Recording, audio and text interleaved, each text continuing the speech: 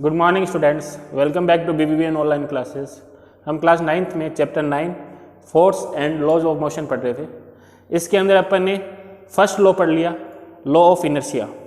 तो मैंने आपको इनर्शिया के बारे में बताया। इनर्शिया क्या होता है? किसी भी ऑब्जेक्ट की प्रॉपर्टी होती है कि वो जो ऑब्जेक्ट होता है वो अपनी कंडीशन खुद नहीं चेंज कर सकता, अपने आप चेंज नहीं कर सकता। उसी को अपन बोलते हैं इनर्शिया, है ना। अगर अपने को कंडीशन ऑफ मोशन को चेंज करना हो तो उसके ऊपर अपने को फोर्स लगाना पड़ेगा, तभी उसकी कंडीशन ऑफ मोशन चेंज होगा, है ना। अगर कोई ऑब्जेक्ट, अब कंडीशन ऑफ मोशन भी कितने टाइप की होती है? 3 टाइप की होती है। अगर कोई ऑब्जेक्ट मोशन में है तो उसको अपन रेस्ट में ला सकते हैं। अगर कोई ऑब्जेक्ट रेस्ट में है उसको अपन मोशन में ला सकते हैं। अगर कोई ऑब्जेक्ट एक स्ट्रेट लाइन में ट्रेवल कर रहा है ना, तो उसको अपन फोर्स लगा के उसकी डायरेक्शन को चेंज कर सकते हैं। तो डायरेक्शन चेंज कर सकते हैं, रेस्ट में ला सकते हैं, या रेस्ट में जो ऑब्जेक्ट है उसको मोशन में ला सकते हैं, है ना। तो ये किस तरह से ला सकते हैं? अपन जब ऑब्जेक्ट पे फोर्स लगा, है ना, जब ऑब्जेक्ट पे फोर्स लगेगा तभी वो क्या आएगा, उसकी कंडीशन ऑफ मोशन चेंज होगी। और जो फर्स्ट लॉ है वो किसके ऊपर बेस्ड है? इनर्शिया पर, है ना, जिसको अपन लॉज ऑफ इनर्शिया बोलते हैं। इनर्शिया क्या होता है? किसी ऑब्जेक्ट अगर रेस्ट में है तो वो रेस्ट में ही रहेगा, कोई ऑब्जेक्ट मोशन में है तो वो मोशन में रहेगा। वो खुद अपनी आप कंडीशन ऑफ मोशन चेंज नहीं करेगा जब तक उस पर कोई एक्सटर्नल फोर्स नहीं लगेगा।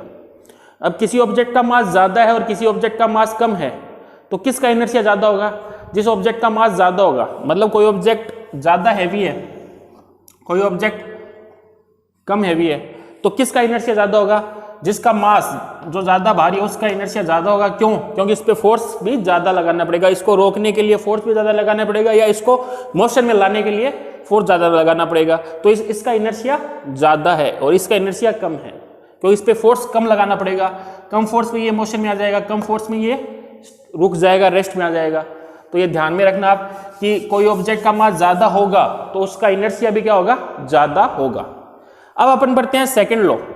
सेकेंड लॉ पढ़ने से पहले अपन एक फिजिकल क्वांटिटी पढ़ेंगे, मोमेंटम, कि मोमेंटम क्या होता है। तो देखिए मोमेंटम क्या होता है। It is defined as product of its mass and velocity. मतलब ऑब्जेक्ट की वेलोसिटी और मास के प्रोडक्ट को ही अपन क्या बोलते हैं बेटा? मोमेंटम बोलते हैं। कि किसी ऑब्जेक्ट है उसका कुछ ना कुछ मास होगा और वो मोशन में है तो उसके अंदर वेलोसिटी भी होगी, तो मास इंटू वेलोसिटी को ही अपन क्या बोलते हैं? मोमेंटम। बहुत सिंपल है, मास इंटू वेलोसिटी। ऑब्जेक्ट के मास और वेलोसिटी को अगर मल्टीपल कर दें तो अपने को क्या मिलेगा? मोमेंटम मिलेगा। अब मोमेंटम क्या है? क्योंकि देखो मास के अंदर देखो वेलोसिटी आ रही है। वेलोसिटी कौन सी क्वांटिटी होती है? Vector quantity. तो मोमेंटम भी कैसा हो जाएगा? Vector quantity. ठीक है। दूसरा, इसकी एसआई यूनिट क्या होगी? बहुत इंपॉर्टेंट एसआई यूनिट। इसकी एसआई यूनिट देखो, मास की एसआई यूनिट क्या होती है? केजी, और वेलोसिटी की एसआई यूनिट क्या होती है? Metre per second. तो क्या हो जाएगा? KG into metre per second, इसकी क्या हो जाएगी? SI unit.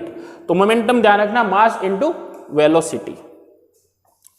फिर इस मोमेंटम पे अपन कुछ क्वेश्चन करते हैं, ठीक है, 2 क्वेश्चन करेंगे। उसके बाद में अपन सेकेंड लॉ पढ़ेंगे, क्योंकि सेकेंड लॉ में मोमेंटम आएगा। तो मोमेंटम को पहले अपने को पढ़ना है। तो अपन ने मोमेंटम को कैसे डिफाइन किया? मास इंटू वेलोसिटी को अपन क्या बोलते हैं? मोमेंटम। तो इस पे जो फर्स्ट क्वेश्चन है, what is the momentum of a man of mass 75 kg, है ना। एक इंसान है, उसका मास कितना दे रखा है? 75 kg। When he walks with a uniform velocity of 2 metre per second. किस वेलोसिटी से मूव कर रहे हैं? 2 मीटर पर सेकेंड से। तो इसका मोमेंटम क्या होगा? तो इसका सिंपल सा आंसर है, देखो मोमेंटम का फॉर्मूला बताया था, मास इंटू वेलोसिटी। अब देखो मास कितना दे रखा है? इंसान का मास दे रखा है 75, और कितनी वेलोसिटी से मूव कर रहे हैं? 2। देखो मास की यूनिट भी दे रखी है एसआई यूनिट केजी, और वेलोसिटी की भी यूनिट दे रखी है एसआई मीटर पर सेकंड। दोनों एसआई में है तो इसको चेंज करने की जरूरत नहीं है, सीधा मल्टीपल कर देते हैं। कितना आएगा? 150 kg मीटर पर सेकंड। तो ये पहले क्वेश्चन का आंसर हो गया, 150 kg मीटर पर सेकंड। ये आ गया मोमेंटम। सेकंड क्या है? A body of mass 25 kg has a momentum of 125 kg metre per second. Calculate the velocity of the body. Body का मास दे रखा है और उसका मोमेंटम दे रखा है, तो अपने को वेलोसिटी बतानी है। तो सिंपल से कोई आंसर, बॉडी का मास कितना दे रखा है अपने को? 25 kg, और मोमेंटम दे रखा कितना 125 kg मीटर पर सेकेंड। तो वेलोसिटी बतानी है, तो वेलोसिटी देखो कैसे बताएंगे, तो फॉर्मूला लगा दो मोमेंटम का, P equals to M into V. ठीक है, P की वैल्यू कितनी दे रखी है 125 और मास कितना दे रखा है 25। वेलोसिटी बतानी है, तो ये वेलोसिटी बतानी है, तो वेलोसिटी के मल्टीपल में 25 है, इसके डिवाइड में आ जाएगा। तो आंसर क्या आ जाएगा इसका, तो आंसर कितना आ जाएगा, वेलोसिटी के मल्टीपल में ये 25 है, ये डिवाइड में आ जाएगा।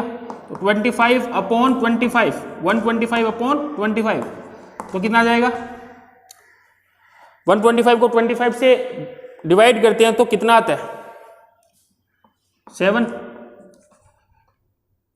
125 को 25 से डिवाइड करते हैं तो कितना आएगा 5, कितना आएगा 5 मीटर पर सेकेंड। ये अपनी क्या आ गई, जो ऑब्जेक्ट है उसकी क्या आ गई वेलोसिटी।